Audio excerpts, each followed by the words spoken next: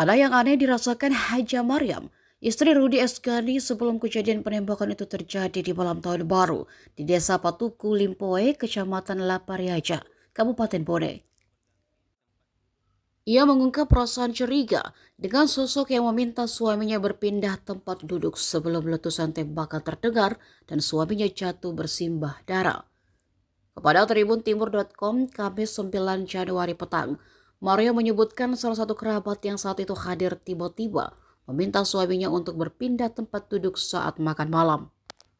5 menit kemudian terdengar bunyi tembakan yang menyebabkan Rudi meregang nyawa.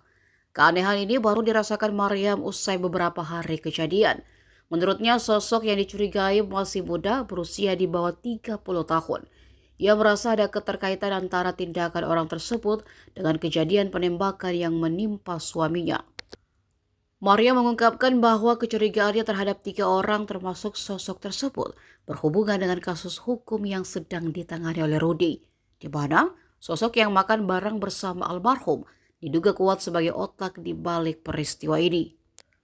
Sementara 2 lainnya diduga berperan sebagai eksekutor dan pihak yang memberikan bantuan dalam melancarkan aksi tersebut. Curiga ini atas kematian dari almarhum.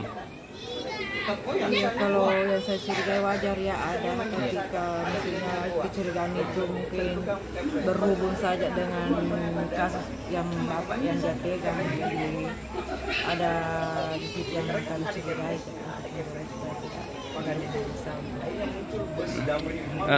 Salah satu yang dicurigai adalah seorang kerabat yang meminta almarhum bergeser atau berganti tempat duduk sesaat sebelum ditembak pada malam tahun baru. Nah, siapa orang yang dimaksud ini? Kalau itu mungkin inisialnya mungkin.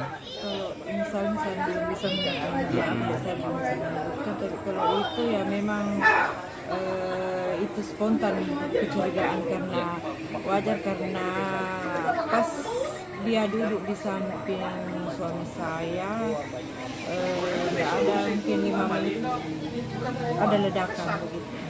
Oh, berarti yang orang dicurigai ini sempat bersama almarhum ini sebelum pas duduk makan bersama kami, mungkin sekitar 5 menit kurang lebih 5 menit lah duduk makan bareng, disitulah ada ledakan.